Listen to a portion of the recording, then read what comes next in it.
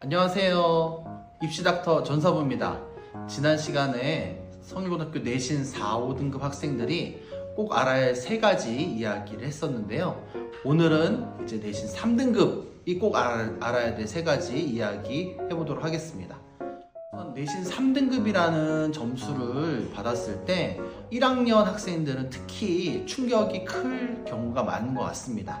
왜냐하면 이 3등급이라는 게 상위 12%에서 23%를 이야기하는 건데, 이게 중학교 때 성취도 A에 해당하는 학생들이 대부분이거든요. 중학교 때 성취도 A라는 건 보통 30% 내외를 잡기 때문에 이 친구들이 사실 중학교 때는 다 내신 점수가 90점 이상 받았던 학생들입니다. 근데 고등학교에 와서는 이제 3등급이라고 하니까 좀 충격을 받을 수밖에 없는데요. 사실 이게 너무 못한 거 아니고요. 굉장히 또 잘한 점수이기도 합니다. 다만 이제 우리 눈높이가 다를 뿐인데요. 이런 눈높이를 좀 좁혀갈 수 있는 방법, 그리고 또 이런 등급의 학생들이 어떤 것들을 준비해야 되는지 오늘 간단하게 설명해 드리도록 하겠습니다. 먼저 내신 3등급인 학생들이 보통 어느 대학교에 진학하는지 한번 살펴볼 텐데요.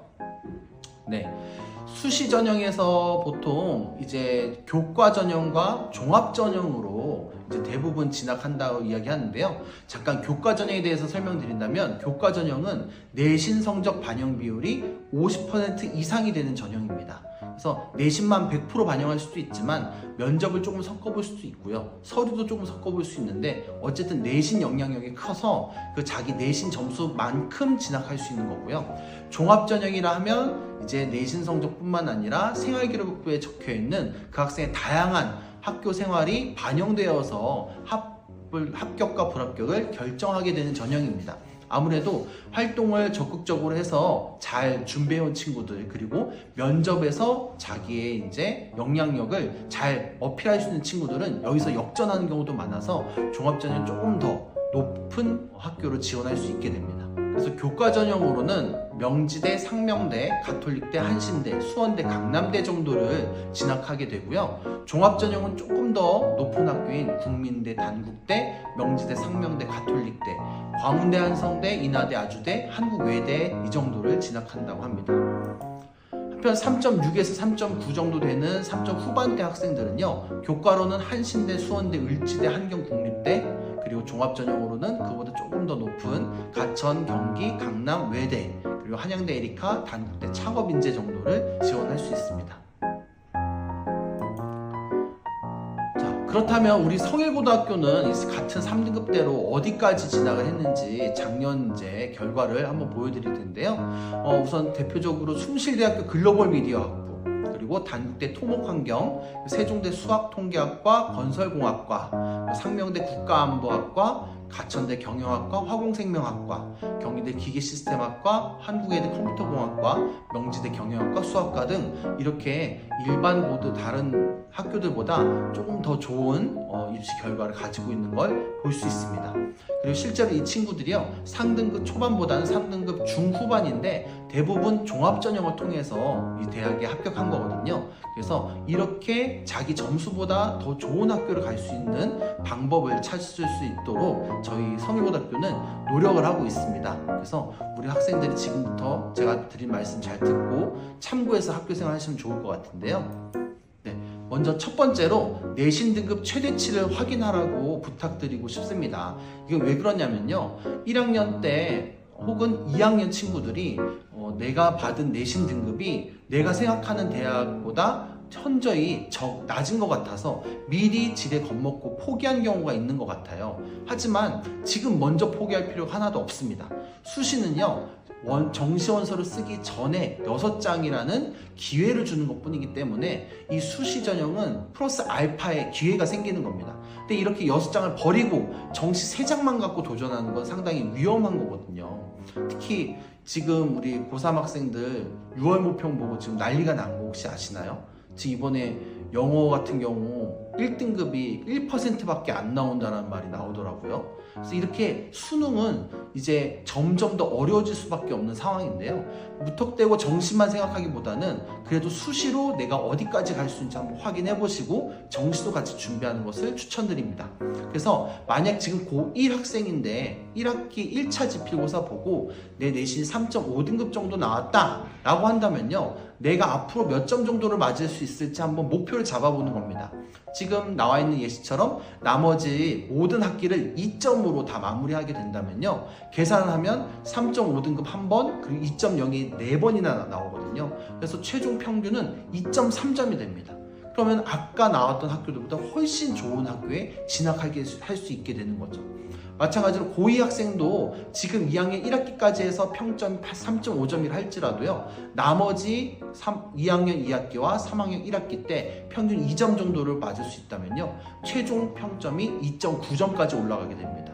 이렇게 될 경우 종합전형에서는 성적이 오른 것만으로도 이제 좋은 평가를 받을 수 있게 되고요. 또한 자신의 내신이 지금보다 더 올라가니까 더 높은 학교를 충분히 지원할 수 있게 되거든요. 그래서 내가 어디까지 올릴 수 있는지, 현실적으로 내가 목표를 어떻게 잡으면 좋을지 생각을 하고 이번 2차 지필평가를 잘 마무리할 수 있으면 좋겠습니다.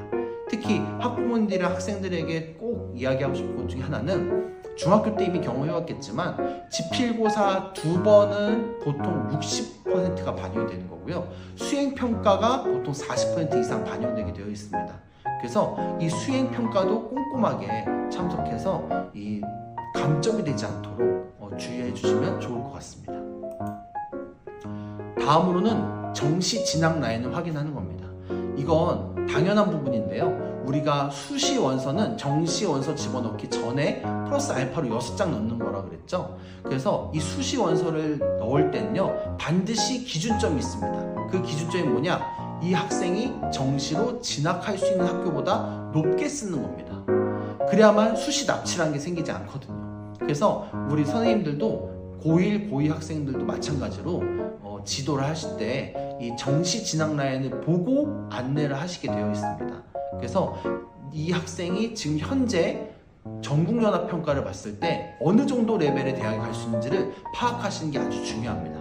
우리 1, 2학년은 지금 3월에 보고 6월 달에 한 번 더 봤죠. 총 2번을 봤는데요. 이 2번의 모의고사 성적에서 평균 100분위를 한번 간단하게 계산해 보시면 좋을 것 같습니다. 평균 100분위라는 건 국어, 수학, 그리고 통합사회 통합과학이 1학년 되겠고요. 2학년 같은 경우는 이제 선택 과목인 사탐 2개 혹은 과탐 2개의 100분위를 평균을 내는 겁니다. 이게 조금 정확하진 않지만 어느 정도 가이드라인 잡을 때 굉장히 유용한 수치인데요, 그 평균 100분위가 우리 학생이 내신 3점대인데도 불구하고 만약 80%에서 85% 이상 나온다면 이 학생은요, 정시로 국숭세단 광명상가까지 지원이 가능한 학생입니다. 이런 경우는 우리 선생님들도 정시를 준비하는 것도 좋다라고 이야기를 하고 있습니다. 그래서 우리 선생님들이 무턱대고 그냥 야 정시 어려워 하면 안 돼라고 하는 게 아니고요, 우리 학생들이 지금 받고 있는 모의고사 점수를 기반으로 해서 대학을 추천하고 있다는 걸 좀 기억해 주시면 감사하겠습니다. 간단하게 표로 정리한 게 있어서 한번 보여드리면요, 지금 보시는 것처럼 광운대, 세종대, 서울과기대 이런 경우가 보통 80% 초반대 평균 100분위를 가지고 나오고요, 지금 우리 근처에 있는 가천대학교, 가톨릭대학교, 단국대학교 같은 경우도 80점대 초반에 등급을 보이는 것을 알 수 있습니다. 이 정도 등급이 안정적으로 나오고 수능에서도 나올 것이다 라고 예상될 때 우리가 정시를 추천하게 되는 거고요. 만약에 지금 벌써 이런 정도 나온다면 이 학생들은 준비를 더 했을 때 이거보다 더 높은 대학에 갈 수 있기 때문에 충분히 도전해 볼 만하다고 이야기할 수 있겠습니다.